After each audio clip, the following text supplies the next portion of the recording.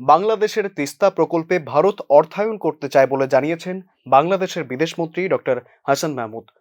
বৃহস্পতিবার বিদেশ মন্ত্রণালয়ে ঢাকা সফররত ভারতের বিদেশ সচিব বিনয় কোয়াত্রা হাসান মাহমুদের সঙ্গে বৈঠক করে তিস্তায় ভারতের অর্থায়নে আগ্রহের কথা জানান। ভারতের পররাষ্ট্র সচিবের সঙ্গে আলোচনায় বিষয়ে ডক্টর হাসান বলেন, ভারতের সঙ্গে আমাদের বহুমাত্রিক সম্পর্ক, অত্যন্ত চমৎকার সম্পর্ক, যে সম্পর্ক প্রধানমন্ত্রী শেখ হাসিনা এবং ভারতের প্রধানমন্ত্রী নরেন্দ্র মোদীর নেতৃত্বে নতুন উচ্চতায় পৌঁছেছে।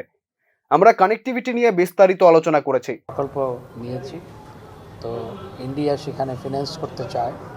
তা আমি যেটা বলেছি সেটি হচ্ছে এই তিস্তা যে প্রকল্পটি বাস্তবায়ন করা হবে সেটি আমাদের নিড অনুযায়ী হতে হবে, আমাদের নিড যাতে ফুলফিল হয় সেভাবে হতে হবে।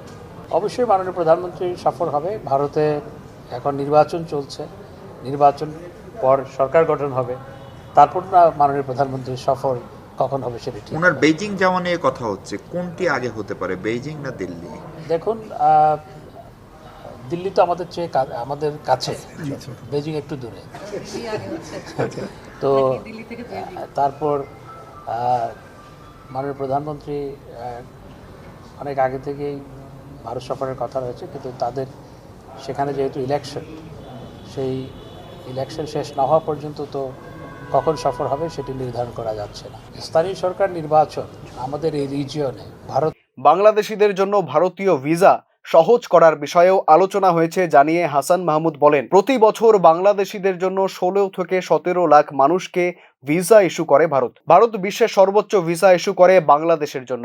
অনেক সময় ভিসা পেতে অপেক্ষা করতে হয়, সেটি নিয়েও বিস্তারিত আলোচনা হয়েছে আগেও। ভারতের বিদেশ সচিব বলেছেন, বাংলাদেশে ভারতীয় ভিসা কেন্দ্রে সক্ষমতা বাড়ানোর জন্য তারা আরও লোকবল নিয়োগ করছেন এবং কোনো উদ্ভাবনী প্রক্রিয়া করা যায় কিনা তাও দেখছেন।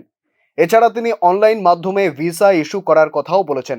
ভিসার জন্য অ্যাপ্লাই করে এবং প্রতি বছর 16-17 লক্ষ মানুষের ভিসা তারা আপনার ইস্যু করে ভারত। এবং ভারতের বাংলাদেশের হাই কমিশন এবং হাই কমিশন অফিসগুলো highest visa issuing offices in the world for India. তো এই কারণে দেখা যাচ্ছে এখানে ভিসা পেতে অনেক সময় অনেক অপেক্ষা করতে হয়। সেটি নিয়ে বিস্তারিত আলোচনা করেছি এবং ভারতের পররাষ্ট্র সচিব আমাকে যেটি বলেছেন, তারা আরও তাদের এখানকার ক্যাপাসিটি বাড়ানোর জন্য তারা আরও সেখানে লোকবল নিয়োগ করছেন এবং ইনোভেটিভ কোনো সিস্টেম ইনভেন্ট করা যায় কিনা। আমি অনলাইনের কথা বলেছি যে অনলাইনে অ্যাপ্লাই করে তারপর multiple visa, long term visa, সেগুলো নিয়ে আমরা আলোচনা করেছি। অর্থাৎ ভিসা পাওয়াটা এখন যে অনেক ক্ষেত্রে। এর আগে বাংলাদেশের প্রধানমন্ত্রী শেখ হাসিনার সঙ্গে বৈঠক করেছেন ভারতের বিদেশ সচিব বিনয় মোহন কোয়াত্রা।